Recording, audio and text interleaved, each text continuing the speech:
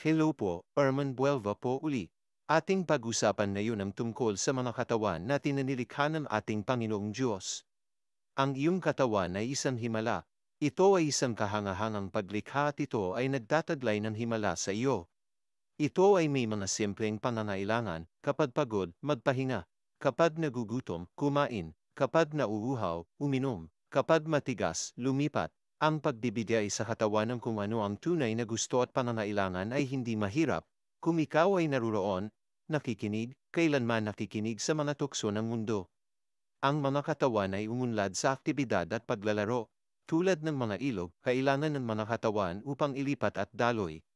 May isang malalim na kasiya siya at lubos na katawanin na kagalakan sa pagsasayaw, pagdrum o pagpapalawak o paglalakad. Ngunit hindi ba tayo naririto, sa katawan, sa earth para sa isang dahilan?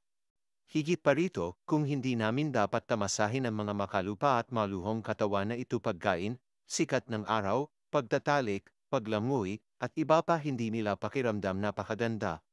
Kapag hindi mo pinagkakatiwalaan at pinararangalan ang iyong katawan at pinapayagan ito, na may pagintindi, kasiyahan at paggalaw, lumalaki ka sa mapait, kahabag-habag, at walang buhay.